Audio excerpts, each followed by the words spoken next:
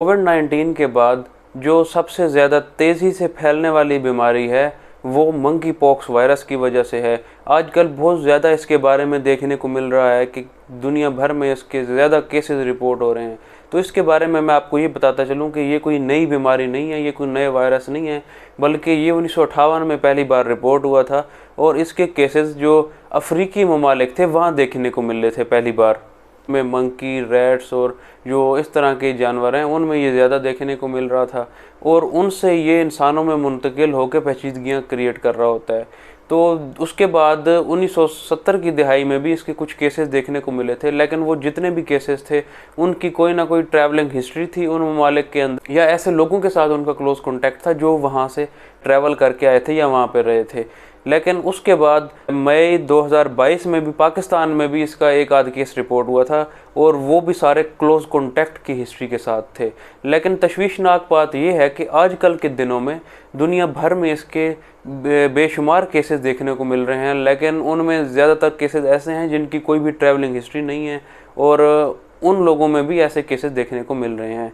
तो इस वायरस के बारे में अगर बात करें तो आपने चिकन पॉक्स और स्मॉल पॉक्स वायरस के बारे में सुन रखा होगा। ये वायरस भी उसी फैमिली का ही वायरस है, लेकिन वो जो स्मॉल पॉक्स जिसको चीचक भी कहा जाता है वो 1980 में दुनिया भर में से वो इरेडिकेट हो गई। मंकी पॉक्स की बात की जाए तो ये भी उसी फैमिली का ही हिस्सा है। मंकी पॉक्स है, ये कोई ख़तरनाक किस्म की बीमारी नहीं है, लेकिन इसके बारे में जो क्रिटिकल इश्यूज़ हैं वो ये हैं कि बहुत तेज़ी से ये एक पर्सन से दूसरे पर्सन में फैल रहा होता है। अगर इस वायरस के बारे में बात की जाए, ये एक मुतासरा शख्स से एक सेहतमंद शख्स में कैसे मुंतकिल हो रहा होता है, तो वायरस ज़्यादातर स्किन टू स्किन जो क्लोज कॉन्टैक्ट है उनसे भी ये फैल रहे होते हैं और जो रेस्पिरेटरी ड्रॉपलेट्स हैं उनसे भी ये वायरस एक पर्सन से जो दूसरा सेहतमंद शख्स है उसमें ये ट्रांसफ़र हो रहा होता है। इसका जो इंक्यूबेशन पीरियड है, जिसका मतलब ये है कि इन्फेक्ट होने से लेकर उसकी इलामात आने तक वो 10 से 14 दिन तक का है। अगर इसकी इलामात की बात करें कि ये एक शख्स अगर इससे इन्फेक्ट हो चुका है तो कैसे पता चलेगा कि ये मंकी पॉक्स वायरस की इलामात आ रही हैं या किसी और डिजीज़ की वजह से हैं,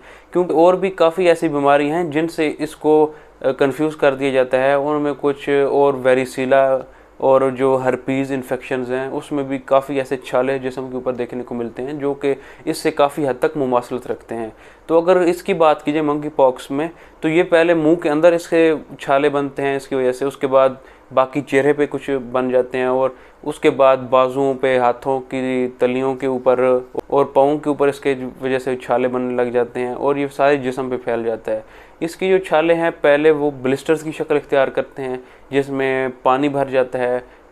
दूसरी जो इसकी स्टेज होती है वो पोस्ट्यूल्स की स्टेज होती है जिसके अंदर पस बन जाती है उन छालों के अंदर। तो अगर इस वक्त कोई ऐसा शख्स जो कि क्लोज कॉन्टैक्ट में होगा किसी एक हेल्दी पर्सन के साथ, तो इसमें बहुत ज़्यादा रिस्क है कि वो जो दूसरा पर्सन होगा सेहतमंद इससे मुतासर होगा। और इनके बाद जो पोस्ट्यूल पस वाली स्टेज है, इसके बाद एक वो हीलिंग स्टेज में चले जाते हैं, उसमें स्कैब बन जाती है। स्कैब फॉर्मेशन के बाद वो ऊपर से स्कैब जो है वो खुश्क होके जिस्म के ऊपर से वो गिर जाता है।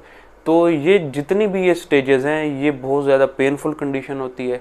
उसके अलावा एक सवियर किस्म की ख़ारिश जिसको हम इचिंग कहते हैं जिस्म के ऊपर, वो सारे जिस्म के ऊपर हो रही होती है और साथ बुखार की इलामात बहुत ज़्यादा देखने को मिलती हैं। जिस्म में, पट्ठों में शदीद खिंचाव और दर्द की कैफियत होती है और सवियर किस्म का हेडेक भी इसमें साथ हो रहा होता है।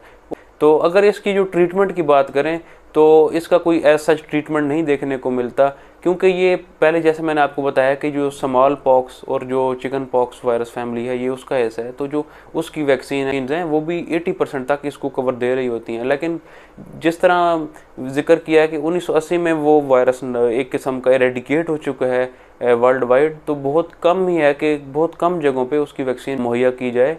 इसके अलावा जो इसकी सिम्टोमेटिक ट्रीटमेंट है, जो भी इलामात पेशेंट में देखने को मिल रही होती हैं, तो उन इलामात को उस तरह ट्रीट किया जाता है।